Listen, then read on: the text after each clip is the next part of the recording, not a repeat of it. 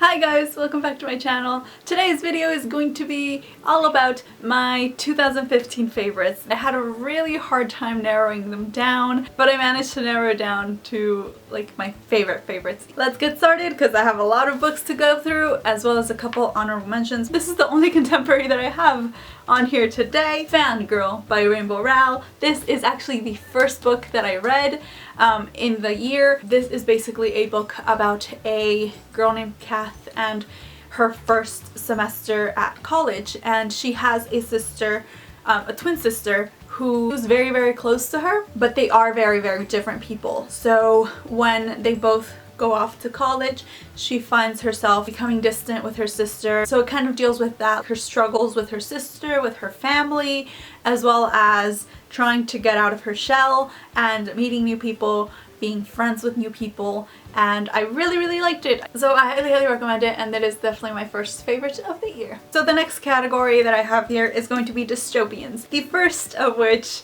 probably not surprised, The Darkest Minds by Alexandra Bracken. I fell in love with the characters. This is basically set in a dystopian United States where a lot of the children have died because of this mysterious disease, and the children who survived have developed these special powers. They have been rounded up by the government for experiments, and they've basically been put in these camps where they are labeled depending on their powers. They basically have different colors depending on their powers, I guess. Greens are the weakest usually, and the oranges and reds are the most powerful. Oranges because they can control people's minds, and reds because they can control fire. And this follows a girl named Ruby who is actually an orange, but she has been posing as a green because oranges have been taken away and presumably killed. So she's doing everything she can to survive, and it's about her and her journey and the people she meets, which, again guys, the characters in this series, I adore them all, and I really like this. Next dystopian, again, might not be a bit of a shock, ANGELFALL by Susan E. So this is one of the books that I just love so much, and I have so much fun reading. I still do think that this is my favorite book in the trilogy because it's so addictive, it's so fast-paced, you just get engrossed in reading it. This is basically a post-apocalyptic kind of dystopian novel in which angels have fallen on Earth and they have caused the apocalypse, and most cities have been completely obliterated. There aren't that many survivors. This follows a girl named Penryn, and she is trying desperately to keep her younger sister and her mother alive. I absolutely adore Penryn. This is just a fantastic trilogy. Again, the last book, it's not a perfect series by any means, particularly with the last book, but it's so much fun and it's so addictive and it's really well written, I think, for the most part, and I just really enjoyed it. And then before we move on to the fantasy, I want to stick kind of with the sci-fi-ish theme here and talk about Vicious by V.E. Schwab.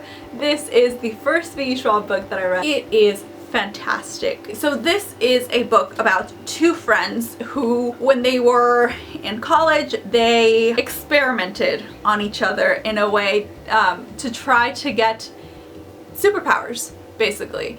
Things didn't end up as they would have liked. I don't want to say too much about this because I do think that it is a book where the least you know going into it, the better. But I will say, if you are a fan of morally ambiguous characters, I really recommend this. I love this because not one character in this series could easily be pointed out as the good guy.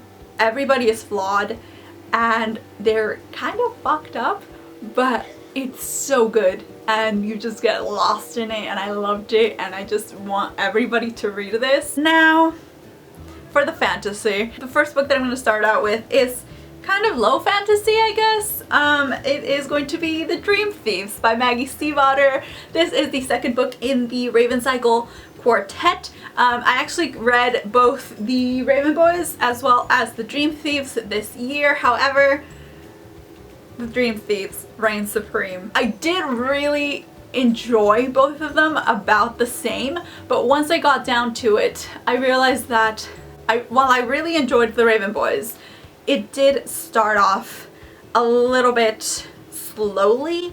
It's one of those books that you really kind of have to push yourself a little bit in the beginning because it is a little bit slow, whereas this one I already knew all the characters and just shit went down in here that I really liked. The characters again are fantastic. I always have a really difficult time describing what this series is about to people because it's such a hard series to like explain, but basically it's just really good. It has really fantastic characters. I really expected it to be really kind of romance driven, and I expected the romance to be the main emphasis of the whole series, and it's not. And I do think that it might end up being a lot more prevalent in the last book, which is coming out next year, but in the beginning it's really not. It's about these characters and these adventures that they're having, kind of involving magic in this small little town, and just kind of like their friendships, and it's just a really fantastic series. Seriously, I'm having a really hard time describing it, but just if you haven't read it yet, read it, give it a chance. I promise you, you're gonna fall in love with the characters, and you ship everybody with everybody in the series, I swear to God. Okay, now it's time for the fantasy. Crown of Midnight by Sarah J. Maas. This is the only Sarah J. Maas book that I've read this year. Oh no, wait, no, never mind. This is the second Sarah J. Maas that I've read. This Sarah J. Maas book that I've read this year. I have this series on hold for the moment because I have heard a lot of things, a lot of reactions, and I wanted to wait for a lot of the reactions to kind of die down so I can go back into the series with a little bit of a fresher perspective and not having like all these other people's opinions really fresh in my mind as I was reading it. So I put it on hold. However, this book, second book in the Throne of Glass series, I loved it. I am a Chaol and Celaena shipper, so if you have read this book, that probably tells you everything because it's really good. I love where the story is going. I did have one issue which I want to discuss at a later date. I feel like as I move on with the series, if I see that it's something that pops up again throughout the rest of the series, I'm gonna have to make a video about it because it's something that really concerns me about where the story is headed. But generally speaking, I really enjoyed this. I think it was really solid. I love where the story is headed. I love the way Celaena's growing as a character. I love the side characters in this. It's just a really great series. Again, I do have a few concerns, but generally, I mean, my Chaol Celaena shipping heart just I love Chaol so much. Next up is another fantasy that I really liked, and this is The Kiss of Deception by Mary E. Pearson. This is the first book in the Remnant Chronicles trilogy by Mary E. Pearson. So this book is about a princess of this kingdom. Her name is Leigh, and she is arranged to marry this prince that she has never met, and on her wedding night she actually decides to run away from this marriage, and she runs away with her best friend to this really remote little village. She just basically wants to start a new life there. Eventually two guys show up, and one of them is the prince that she was set to marry, and the other one is an assassin who was sent to kill her. And you don't really know who the assassin is and who the prince is until a later part in the book, and I really enjoyed it. I really liked the characters in this. I definitely love the mystery aspect of it and just the characters, the world. I love where the story is headed, and I highly recommend this. Plus the cover is absolutely beautiful. This is probably not going to be a lot of surprise, but it is Fallen Kingdoms by Morgan Rhodes. This is the first book in the Fallen Kingdoms series. I finally read it and I loved it so much. Cleo and Magnus are my favorite, I think, out of the 4/5 characters in this. This is a high fantasy that is kind of like multiple perspectives, so you get the perspectives from these 4/5 people from these different kingdoms that are kind of on the brink of war. I don't even know what to say about this. Honestly, just read it. It's really, really good. I really, really liked it. I love where the story is headed. I love Cleo as a character. I love the potential growth that I see in these characters. Like, even just in this book, I already saw them kind of growing. There's a bit more complexity to their actions and to what they're doing, what they're supposed to do, the conflicts that kind of arise that they have to deal with and stuff. Is just, I really like it, guys. I really, really like it, and I'm really mad at myself that I didn't read this series sooner, because I've had this book for a while and I just read it recently and I'm just upset with myself because of that. And last but not least, certainly not least, is anybody shocked, really?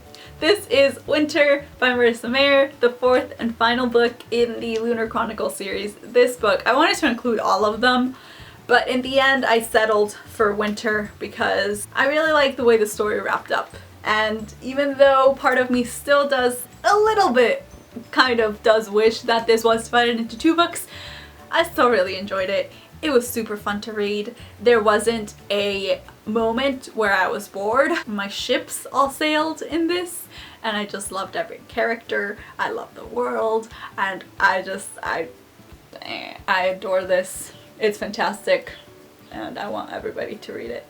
And that is it, guys. That is it for my favorites of the year. I really tried to narrow it down to my top 10. I do have a few honorable mentions. I'm not going to really talk about why I love them, but they are kind of still very high up there. So even though I'm not actually going to tell you guys why I like them, I still want to share them with you guys. So the first is Shadow and Bone by Leigh Bardugo. Really, really liked it. The Shatter Me trilogy, because holy character development, Batman. Seriously. Oh my god, Juliet, is she amazing. And goals for life, because I want to reach that kind of character development in my real life. Wrath in the Dawn, amazing retelling of 1001 Nights. It was beautifully written. I really enjoyed it. Poison Study, again, another fantastic opening to a fantasy series. I read a lot of first books in a series, I realized. And last but not least, A Court of Thorns and Roses by Sarah J. Maas. This was going to be in my top 10. However, after examining my thoughts on this, I really want to reread it now that I'm not as infatuated with it, because in the beginning I do feel like I overlooked a lot of issues that I would have had I not been so excited about just getting my hands on it. So yeah, I did still really, really enjoy it, but I don't think it deserved a top 10 spot. But honorable mention, I feel like, yeah, it deserves an honorable mention. That is gonna be it for this video. I really hope that you guys enjoyed it, and I will see you next time. Bye, guys! Today's video is going to be my December wrap-up.